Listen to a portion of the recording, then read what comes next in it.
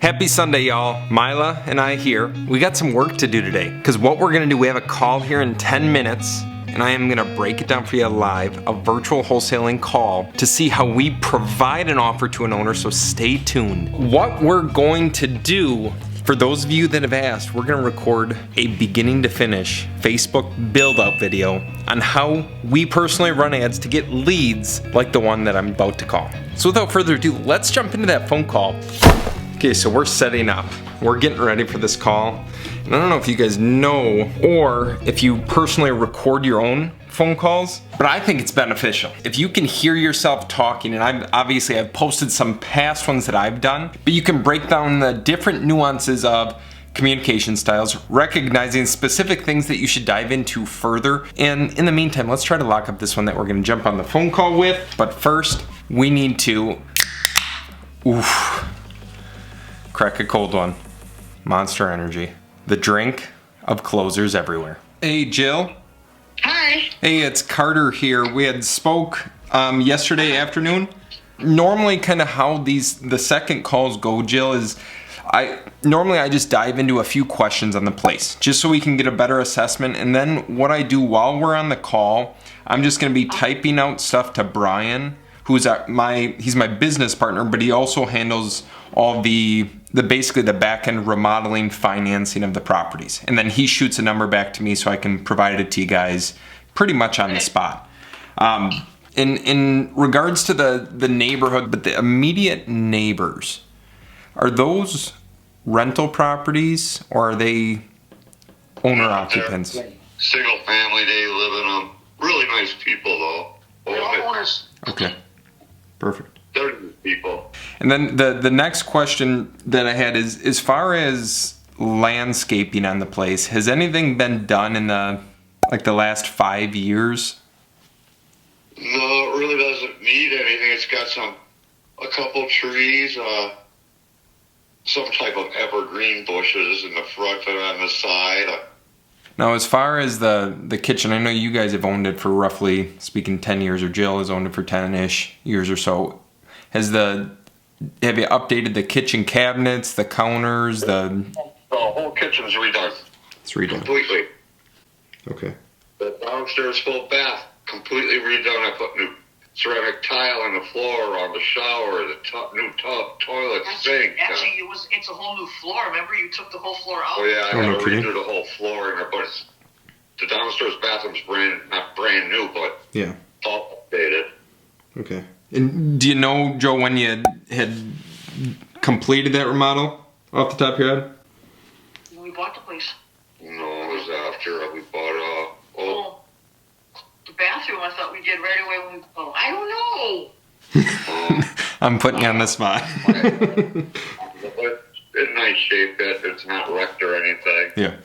What I was gonna do is try to get over there tomorrow, and I could send you some pictures of everything too. But you said kitchen's redone, appliances. Does that include the appliances in there?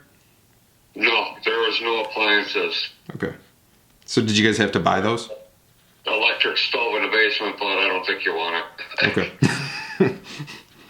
Pretty outdated. Yep. And then I know there's a second bath, I think from what you had said yesterday. How does that look? Or what's been done in that? A little bit of touch up by the door, the tile, and other than it getting pink. I believe at one time there was a leak. I don't remember because it's been so long since I've been up there. Mm-hmm. By the skylight, it's all tongue and groove. Okay. And I know you had mentioned that the roof was redone, but there was a section still leaking, or there was something leaking. Yeah, it's a smaller section on the first floor. The top floor isn't as big as the bottom floor. Mm-hmm. It's not a couple square, maybe 2 square. It's gotta come off because I don't know what they did underneath it, you know? Yeah. And I got a feeling they did something wrong because it wasn't leaking before they put the roof on. And what is it damaging right now? Just a little bit of drywall has gotten wet and fell apart.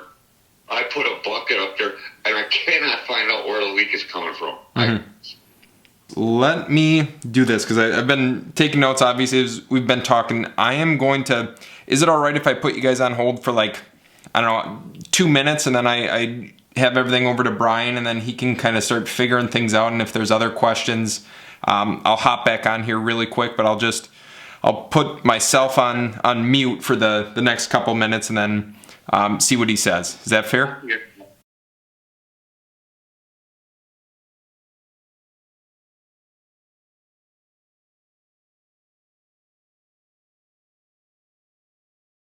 You guys, this is going to be the rehab amount. So I was chatting with Bryan. He doesn't really have any like more questions regarding the place. I think I pretty much covered everything as far as it. The one thing that I forgot to ask, and I think you said something yesterday about it, was the roof on the garage, was that ever redone? Never really, not to my knowledge, I've never looked at it, but Okay. I really didn't want to stick any money into it because it's in rough shape, you know. Yeah. I mean, you could get the garage to go back to working. It would need a garage entryway door. It would need a garage door. Where we would be at, and I'm going to provide you with a few different numbers, and then you can let me know if any of them work. If any of them don't work, that's totally fine. I understand that, but we are lower than the 150, so I want to put that out there. We wouldn't be at that amount. So if that's kind of the deal breaker, I understand. But if you want me to still provide you with an idea on where we might be at, I can do that as well. Yeah, you could let me know what you're saying because there are a couple other people that are interested in it. So For sure. Yep, and that's definitely understandable. We're at numbers-wise, Joe and Jill, is for the first option, which is our straight-up cash offer option. We'll close whenever you're thinking. That's at 131,148. And then the second option is where we would just partner with another person in the Milwaukee area, and we would kind of go in on the deal together. Now, the only difference between that and the first one is obviously you're going to get a higher price for the second one, but what it is contingent upon is us getting our partner in there and then them saying, okay, Carter, we're good to go with the place. And I don't foresee any issues with that, but for that option, we would be at 137,390. no.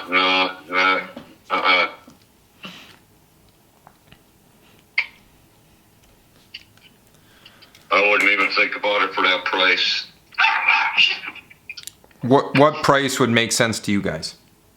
And my wife just walked away to leave the dogs out because they're barking. Yeah, not a problem.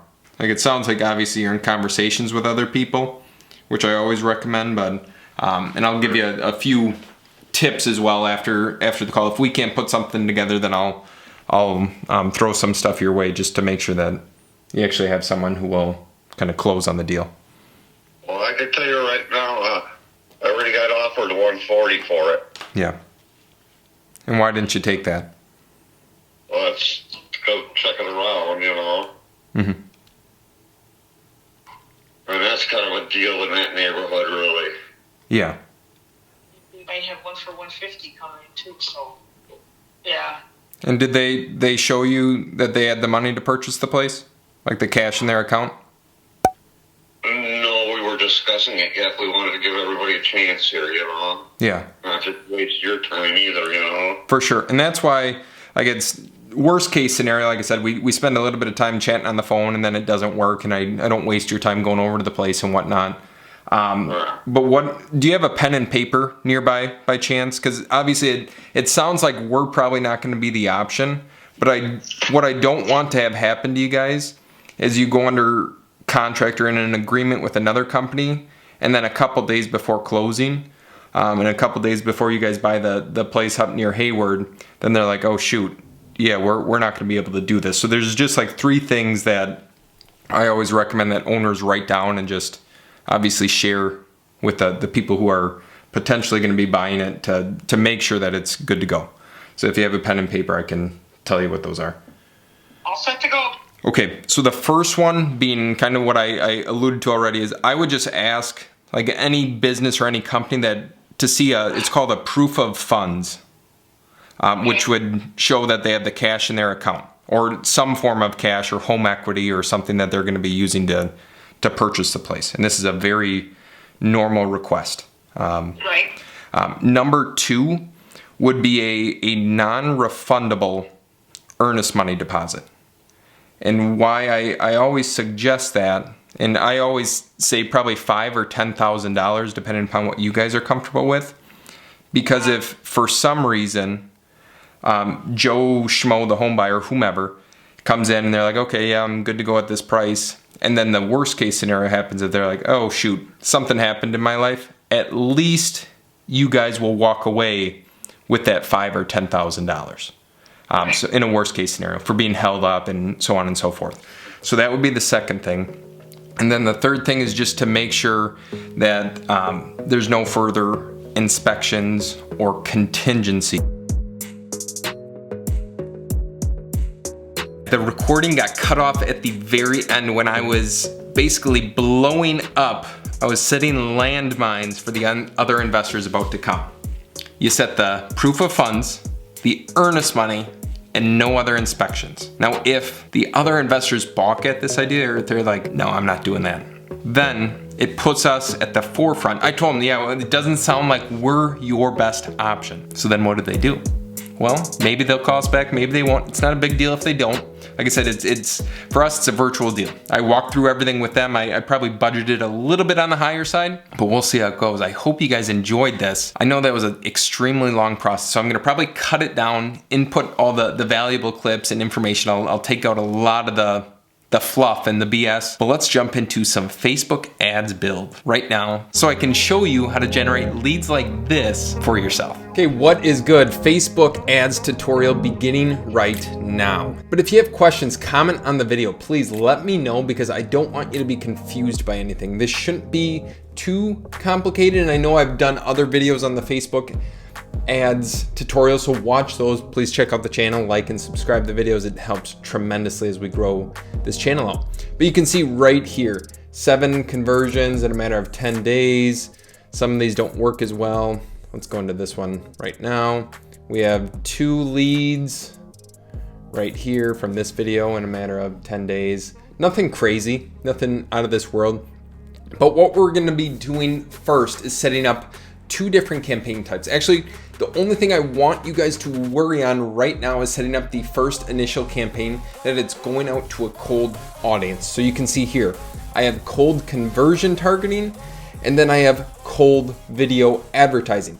I am highly recommending that you guys do both the cold conversion and cold video ads. You need to have video ads in order to build that relationship, build the trust with your potential seller, because they will trust you much more than the average home investor who honestly is just a schmo. So what do we have to do for the cold conversion ads? I'm gonna see if I can just edit this and show you how my campaigns are set up. So obviously I have a ton of different ad groups here from what you can see. Now, are all these ad groups running? And the answer is no. How many ad groups do I have running? 2. I have 2 different ones right now. So I just labeled it new Wisconsin cold conversion ad. Category, of course, housing. We're targeting housing. Countries, the United States. Selecting anything for here. Obviously, it's a special ads category. Now, what we're doing, our campaign objective is leads. We are going for leads, buying on the auction style basis. We're not doing any A/B testing for right now. And make sure you don't have campaign budget optimization on.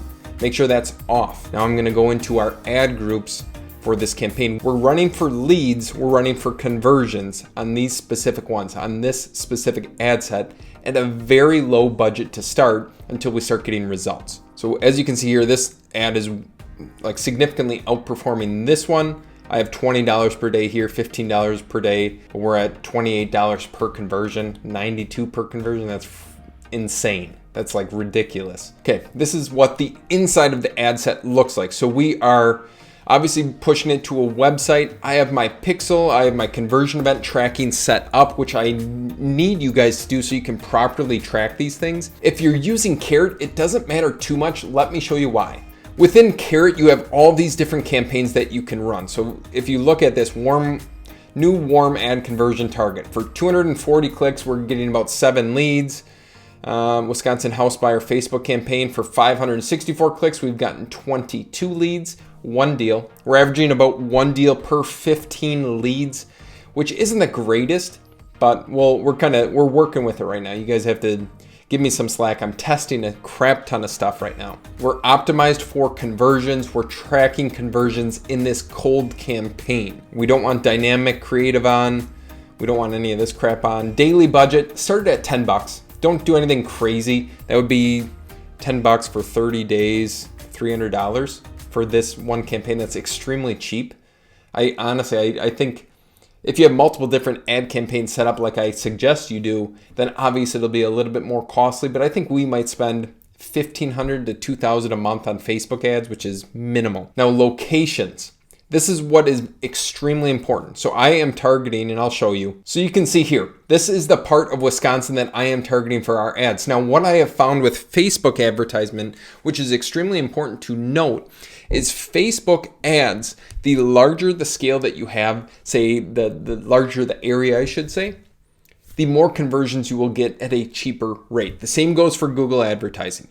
Because what you are doing is you're feeding more data into the algorithm, into Facebook's algorithm, and they are able to get you more conversions for your spend. Now, if you're in a tiny little area, like say I zoomed into Sturgeon Bay, Wisconsin. Sturgeon Bay, Wisconsin is probably like 10,000 people. My cost per conversion would be very, very high, but the chances of it being a deal are probably on the higher end because you're getting fewer leads.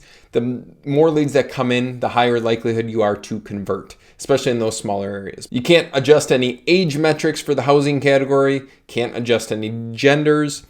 Now, this is where I recommend that you test. You want to test based upon interests. You can create a crap ton of different ad groups for all these different things. Now, what am I testing? Or what am I running? Or what am I targeting? Obviously nothing. I'm not targeting anything based upon interests or behaviors or demographics. This is literally just, it's as broad as it can be for my cold conversion audience. And then I selected manual placements so we can build a retargeting list. I apologize, I just hit my mic. And here's what that looks like. So we have news feeds, marketplace, video feeds, Facebook stories, messenger stories, in-stream. We don't have any reels. We have search, obviously nothing on messages, in article, but then we have none on the apps and sites. And then we'll go to the ad very quick. Again, you can go and copy all this if you go to ads library, Facebook. If you want to copy our ads, feel free to do so, or model them. I don't like the word copy, model. Look at that, you guys. Whew. It takes a lot of creativity to have success in this business. You model what's working. I just showed you guys our results, our conversion rates on this literal campaign. You can copy all this. Website URL, that is how you set up your campaigns. Now for your cold video audiences, let's jump into cold video audiences really quick and show you where it is different. So the cold video ad, this is for ads that are talking about what you do, what you can offer. They can be, just watch my videos. Go onto the ads library again. There's probably videos in here, right here. This is a cold video ad. So watch that, see what I say. Go into here, you can see housing, United States, auction. We are going for video views because you're retargeting all these people in your warm ads. And I'll create a separate video on that because otherwise this would get way too long. Still, cold ads get phenomenal results. Most of our conversions, oddly enough, actually come from our cold ads, which I don't understand why that is. So you're gonna, again, do the auction video views.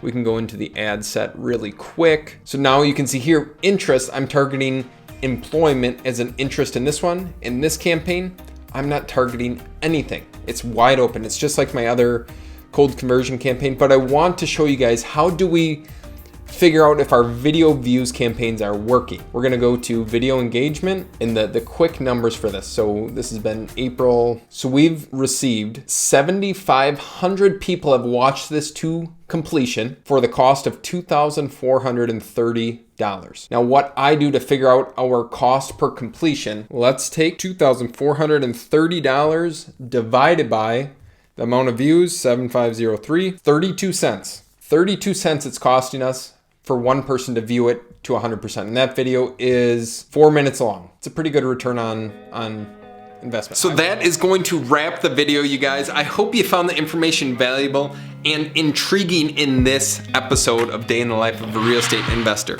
But now what are we doing for the rest of the day? We're actually gonna go clean up this yard of mine. It's actually gonna be 50 degrees today. We're almost halfway through April and we're finally gonna get some 50-degree weather. Peace. Like and subscribe to the video. If you wanna watch more videos on this or more of my Facebook tutorials, watch and click here. Otherwise, I'll see you in the next one.